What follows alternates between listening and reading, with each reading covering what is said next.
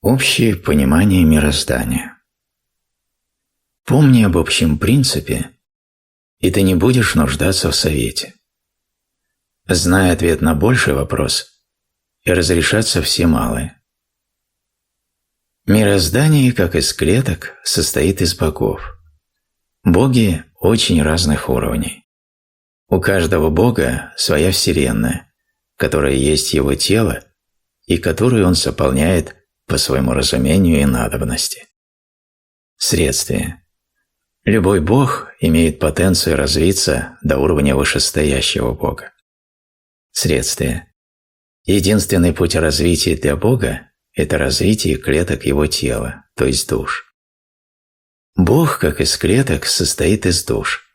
У каждой души свое тело, которое она развивает по потребностям ее бога и своему разумению. Души эти очень разных уровней и миров. Следствие. Любая душа имеет потенцию развиться до уровня ее создавшего Бога. Следствие. Разница в еще не и уже Бог в способности создавать одухотворенные души. Следствие. Разница в еще не и уже душа в способности осознавать себя отдельной от других душ, действовать ради блага мироздания и в ущерб себе, ощущать пункт назначения своего развития и прилагать усилия в этом направлении. Следствие. Контроль Бога над развитием его составляющих душ всеобъемлющий. Начиная с существ, обладающих разумом, вышестоящим служит питанием, порождаемой ментальной деятельностью энергии, нижестоящих и в значительно меньшей степени существ своего уровня. Следствие. Смысл существования разумных существ – собственная, максимально развитая ментальная деятельность. Следствие. Цель существования существ – максимально качественное обеспечение энергиями вышестоящих и существ своего уровня. Следствие. А разумным существам низких уровней питанием служат физические тела существ неразумных и в значительно меньшей степени энергии существ своего уровня. Следствие. Если непосредственно вышестоящие найдут неприемлемым качество производимых нижестоящими энергий, они всегда находят способ улучшить ситуацию в свою пользу. Следствие. Ввиду склонности систем к последующему упрощению, вышестоящие вмешиваются в системы жизнеобеспечения нижестоящих, подбрасываем идеи для их духовного, технического и интеллектуального развития. Следствие. А некоторые действия нижестоящих имеют непредвиденные негативные последствия для среды их существования, исправить которые возможно лишь путем радикальной перестройки жизненного уклада нижестоящих. Бог принимает лишь командный зачет. Следствие. Все живое – это одна система или цепь. Невозможно жить вне этой системы душ. Следствие. Позаботься о себе, чтобы лучше позаботиться о ближнем. Следствие. Исполняемые в жизни роли переплетены и взаимосвязаны. Следствие. Если душа захочет спрыгнуть из процесса, у нее это не получится. Она заимеет лишь передышку с последующим перенаправлением приложения усилий, которых нужно будет отдавать больше, чтобы покрыть расходы по компенсации ее внезапного спрыгивания. Следствие. Жизненные роли всегда дублируются на случай отказа души сотрудничать. Душа не уникальна, но все же каждая душа наилучше подходит для выделенного ей места. Душа стимулируется к действию чувствами. Следствие. Чувственная душа получает путем стартового наделения ее потребностями, ролями, задачами. Потребности человека – 3 базовых, 3 надбазовых, 3 продвинутых. Следствие. Чем правильнее путь души, тем сильнее и многокрасочней переживание чувств радости и счастья. То есть цель жизни и смысл жизни человека – это цель жизни и предназначение всех живых существ состоит в максимально возможном развитии и накоплении своих собственных качеств путем генерирования и переработки разного вида энергии. Смысл жизни – собственный рост обеспечивает развитие вышестоящих существ, которые таким образом растут качественно и энергетически, поставляя энергию для вышестоящего Бога. Как много сейчас людей в подвешенном состоянии, так много разносторонней информации. Мы так много вроде знаем и пробуем, так многого хотим, но даже получив желаемое, радостнее от этого не становимся. Иллюзий становится только все больше. Наши многоходовки с мирозданием не работают. Любая попытка сделать одно, чтобы получить нужное, третье или пятое, не прокатывает. Ведь задумано все классно, или чистота помыслов, или никак. А чистота помыслов – это не только мысли, это состояние настоящего себя, состояние гармонии, когда вы знаете себя и излучаете это. А на это притянете легко то, что вам реально необходимо. А излучая неистинное свое состояние, сами понимаете, что притянете. В этом причина отсутствия изменений у многих людей, которые вроде бы многое делают и стремятся, но позитивных результатов нет. А во многих случаях происходит разочарование, апатия, болезни, развал бизнеса, потеря энергии и многое другое. И что самое интересное, любое решение, которое я вам предложу для разрешения вашего вопроса или проблемы, вы будете применять с одной единственной целью – быстро чего-то добиться или разрешить вопрос, а не разобраться и узнать себя в первую очередь. Да, пространство дает каждому некоторое количество быстрых решений, как аванс, но потом его все равно нужно отрабатывать. Но многие про это забывают и проваливаются потом еще ниже, чем были, когда начинают этим пользоваться и манипулировать. Но все эти техники и приемы уже не приносят тех результатов, как в начале. А в данное время все лишь усугубляется. Очень важно понимать разницу между самим собой и своим умом. Ты можешь быть без ума, но ум не может быть без тебя. Поэтому задумайтесь в первую очередь о себе, узнайте себя, а потом научитесь это применять. Это наша основная работа на сейчас. Я создам иллюзию и сумею убедить тебя, что это реально. Это я, тот, кого я уже убедил, что настоящий я – это и есть ты, твой ум.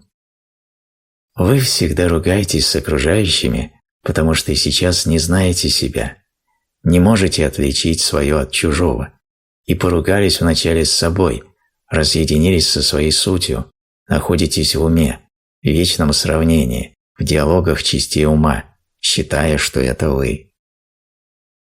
Эгоизм – это иллюзорный крен превосходства в любую сторону, который бывает человеческий, мужской, женский, эволюционный, информационный, ментальный, эмоциональный, чувственный, духовный, душевный и еще много какой.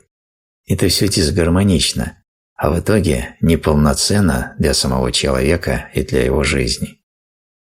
Для эгоистичного человека всегда выигранное одно сражение оборачивается проигранной битвой.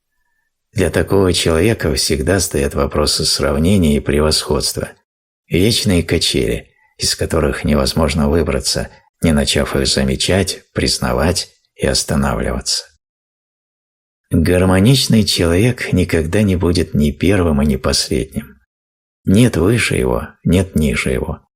Он умеет балансировать к месту и вовремя, сказать, проявить себя и промолчать.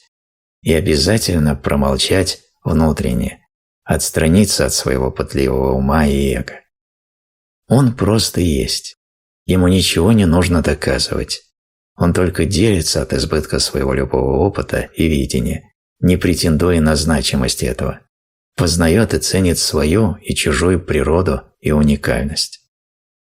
Люди очень любят найти любого врага извне и обвинить его в своих проблемах разными способами.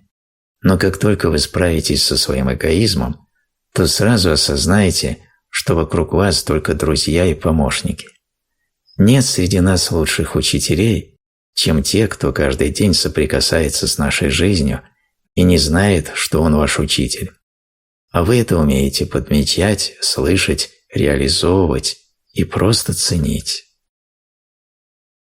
Я сам причина меня такого, каким я знаю себя в своей жизни. Мысль очень сильная и опасная вещь. Она сама по себе стремится воплотиться в реальность, и если это не удается, то только потому, что есть другие мысли, противоречащие ей. У меня есть ответы на ваши вопросы, но вы их не услышите, пока вас не разгладило великим катком жизненного опыта.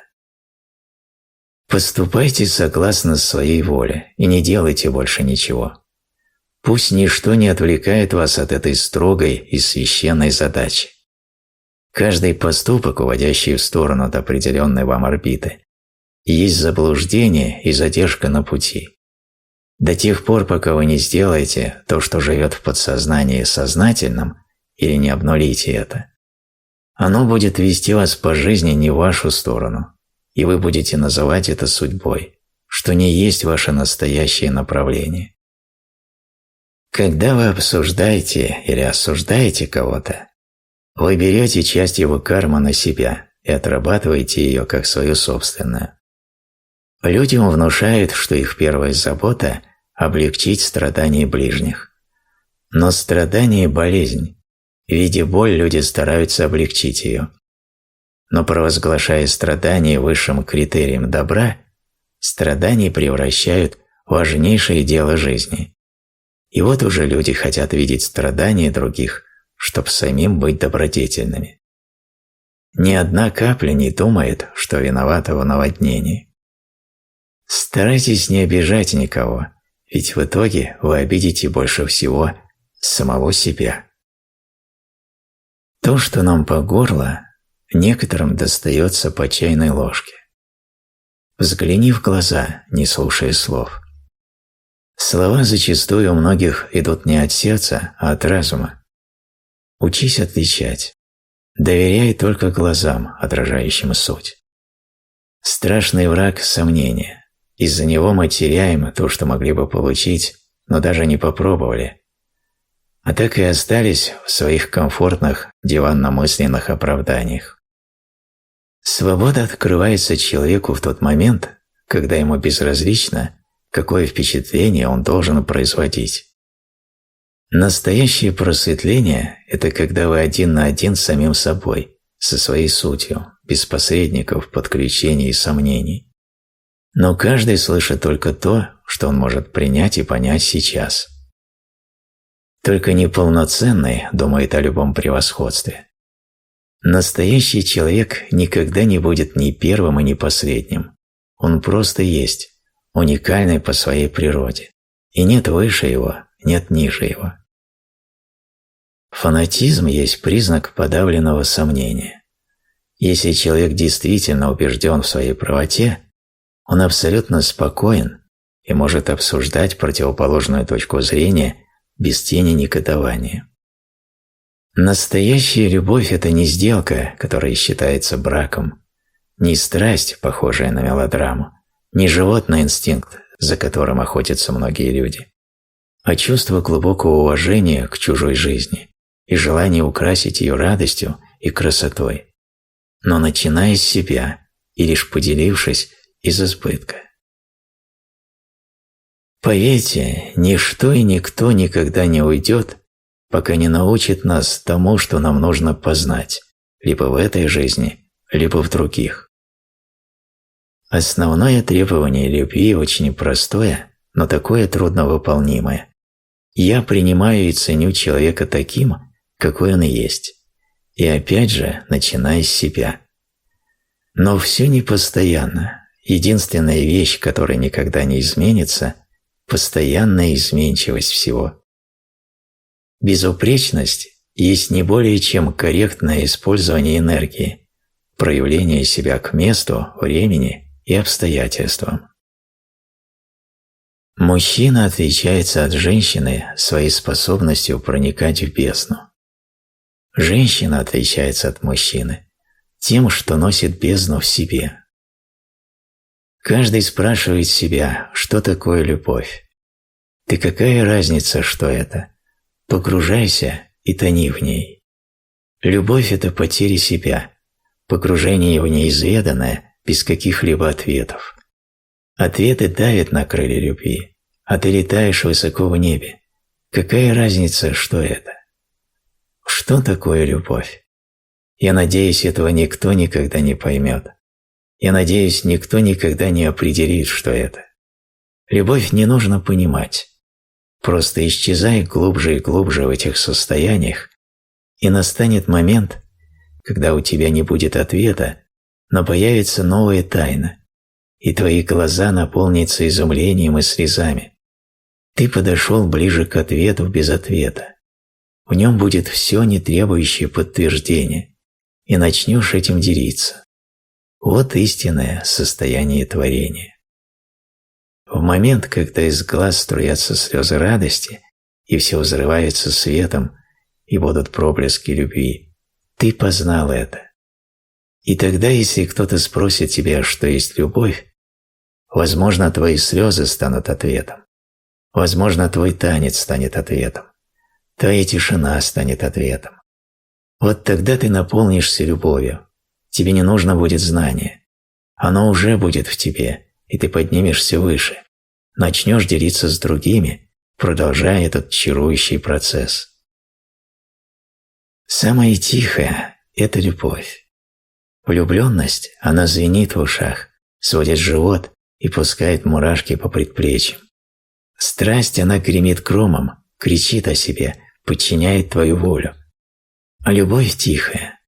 Она струится по кончикам пальцев, когда ты касаешься самых мягких волос и самой нежной кожи. Она растекается и согревает тебя изнутри, как коньяк в холодный вечер, только постоянно. Она не кричит о себе, не заставляет что-то доказывать. Она лишь успокаивает и позволяет наслаждаться собой, когда ты засыпаешь в любимых объятиях. Тот, кто поистине счастлив, счастлив везде. Во дворце и в избушке, в богатстве и в бедности, ибо он открыл фонтан счастья, пребывающий в его собственном сердце. Искушение никогда не приходит снаружи. Искушение создает именно подавленные желания, подавленная энергия, подавленный гнев, подавленный секс, подавленная жадность. Искушение приходит изнутри тебя. Оно не имеет ничего общего с внешним. До тех пор, пока человек не нашел своего источника, ничто не даст ему настоящего счастья.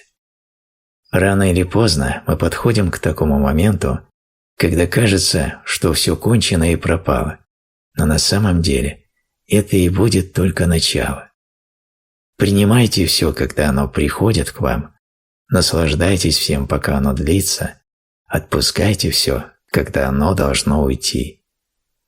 Самая тяжелая болезнь на свете – это привычка думать и сравнивать. И эта привычка жестко убивает любовь. Ты кто у вас хозяин любви? Вы или ум? Не надо менять свое солнце на чужие лампочки. Правильно, неправильно, плохо, хорошо.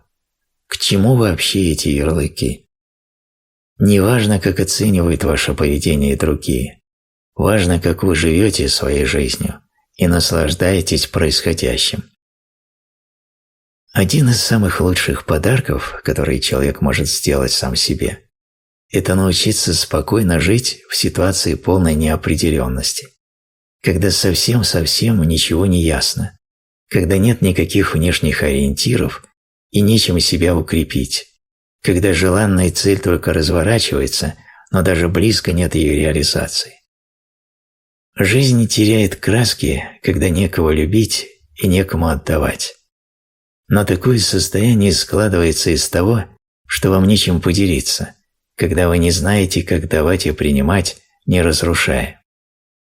И какие бы высокие стены вы ни возводили вокруг себя, боясь ошибок и разочарований, все равно всегда останется где-то одна дверь открытой.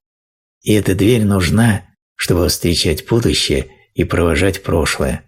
А самое важное – идти через нее и не бояться, отправляясь на поиски себя каждый раз, как в первый раз. Счастье – это миг, но не когда ты все имеешь, а когда ты получаешь удовольствие от того, что имеешь сейчас.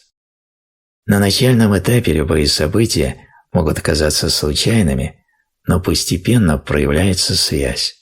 И в конце концов все части целого складываются воедино, если мы не вмешиваемся, доверяем пространству и поступаем из ощущений. Поблагодарите каждого человека, который был в вашей жизни. Любой человек пришел именно к вам в нужное время под ваше состояние, для того, чтобы вы поняли и открыли что-то важное для себя. Пусть это было непонятно, приятно, больно или неприятно, но вы сделали это. У вас получилось или не получилось, неважно.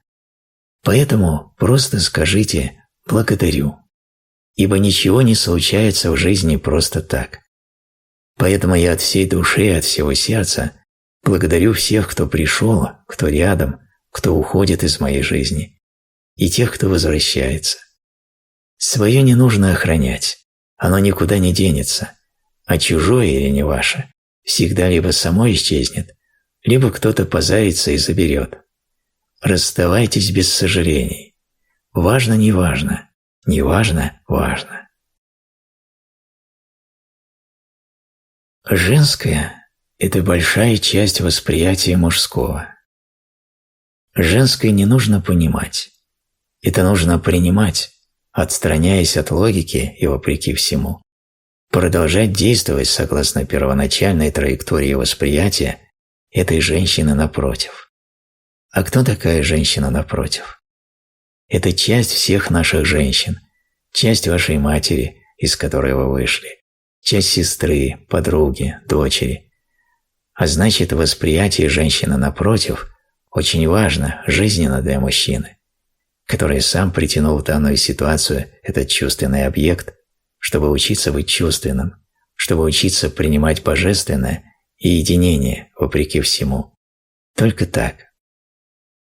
Любовь – это лишь принятие, без объяснения, без исправления, без ничего лишнего. Мужчины, женщины круче нас и гармоничнее. Это не значит, что мы хуже, нет. Это всего лишь другая сторона медали, и она лицевая для нас. У них всему можно учиться, особенно любить. А это нужно охранять. А охранять – это не бороться, не сражаться и воевать, как большинство делают на пути своего становления. Здесь слово «охранять» идет только в контексте охранять от шаблонов ума и силы возможностей псевдопревосходства мужского над женским, сохранять от борьбы любого соперничества.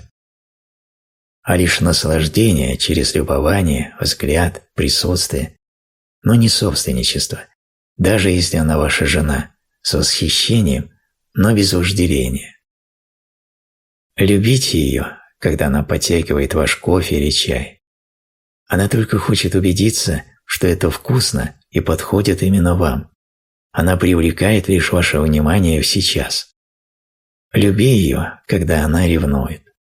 Из всех людей, которых она могла иметь, она выбрала вас, что пытается так своеобразно всегда в первую очередь подчеркнуть для себя и напомнить тебе. Любите ее, когда у нее есть неприятные привычки, непонятно для вас реагировать, которые сводят вас с ума и очень его вам выносят. Значит, это ложное тоже у вас есть. Она лишь так вас проверяет, отзеркаливает и сообщает, что вы сейчас сильно в уме. Любите ее, эту женщину рядом, и да будет вам в этом удача, счастье, сила и реализация, творение и расширение вас. Немного о любви. В жизни не клеится? Брось клей, переходи на гвозди. Забей на все и будь счастлив. Не работает? Любовь – это всегда интересный вопрос, и она не спрашивает нас, кого любить и кем дышать. Одних всегда интересует вопрос, откуда все берется, других – куда все девается. Мы все время что-то думаем и принимаем умом такие решения, после принятия которых тараканы в голове аплодируют стоя. Но поступков и проявлений нет, а иллюзия любви так была рядом. Отчаяние нам посылает не за тем, чтобы убить нас, а чтобы пробудить в нас новую жизнь и любовь. Жестко, но что делать, когда мы не чувствуем? А может, это не ваша жизнь? Может, мы не чувствуем влечения к тем людям, которые заставляют нас думать. Нас манят те, которые заставляют ощущать и чувствовать. И труднее всего отказаться и забыть не самого человека, а ощущение близости, которое он подарил. Так бывает, что просто тянет к человеку, и это не нужно объяснять. А многие придерживаются такого подхода. Старайся показать тем, кого любишь, свои худшие стороны. Если они принимают тебя таким, значит, ты не зря рядом с ними. Просто. Но не всегда работает.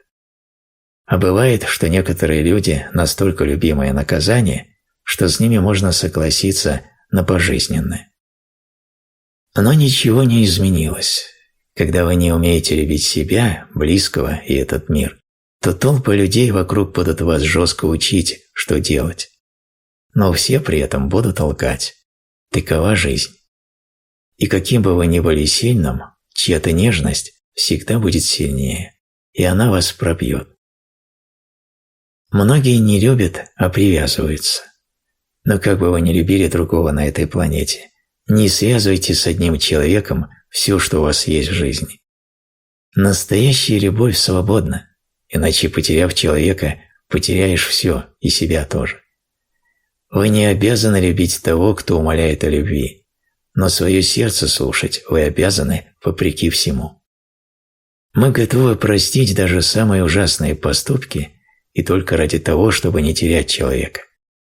Возможно, это привязки, а возможно, это и есть любовь, где мы позволяем быть другому свободным, но все-таки держимся и боимся потерять близкое и родное. Но что бы ни было, это уже от нас не зависит. И еще бывает эмоциональная привязка, которая очень сильна по переживанию, по эмоциям, но она хочет только брать, и ей всегда мало. А настоящая любовь хочет дарить, и в ней много красоты и благодарности. От любой привязки только боль, жгучая и сильная в остатке. Человека любишь не за что-то, не за красоту, богатство или другие качества. Человека любишь за то, как он беззвучно напевает мелодию твоей души в унисон со своей, которую можешь услышать и продолжить только ты. Настоящая близость в отношении характеризуется возможностью говорить, показывать и принимать свои и чужие теневые стороны близкому человеку без страха быть отвергнутым. Любовь – это признание и единение. Наша жизнь складывается из мелочей, на которых и строятся крепкие отношения. Нет, это не жилье, не машина, не частная собственность и даже не крупные суммы в банке. Все это создает благоприятные условия для счастья, но ни в какой мере не может стать счастьем. Нас убивают привычки и повседневность. Мы перестаем замечать человека и его каждодневную разность. У нас формируется ложная иллюзия, что мы его знаем. Но это не так. Мы все время разные. Найдите время и станьте для любимого человека настоящим другом. Каждый раз, каждый день снова подружитесь с ним заново. Рассмотрите и поймите его заново, а не по привычке. Дарите друг другу маленькие мелочи и радости жизни, которые сделают вас только ближе. А если сложилось не так, как вы ожидали, не расстраивайтесь. Божьи планы всегда лучше наших.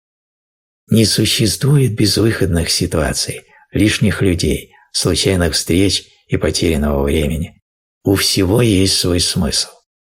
Чтобы открыть новые части света, нужно иметь смелость потерять из виду старые берега. Если вы ждете счастливого окончания, но не видите его, возможно, пришло время искать новое начало. По сути, мы ведь все равны, нет кого-то лучше или хуже.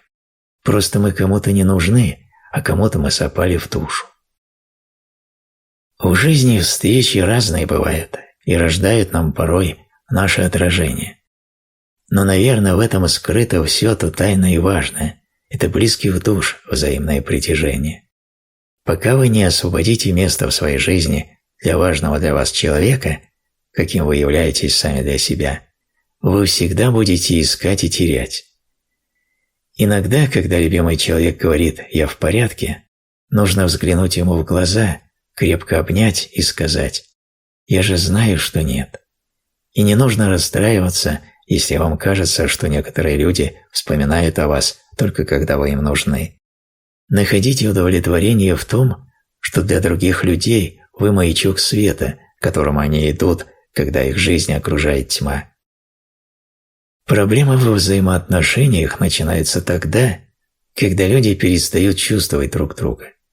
Появляется огромное количество требований, ожиданий, слов и ненужных поступков. Больше молчите и предпочтительно умом. Меньше слов, больше тишины, больше чувств, больше любви, и тогда все будет замечательно.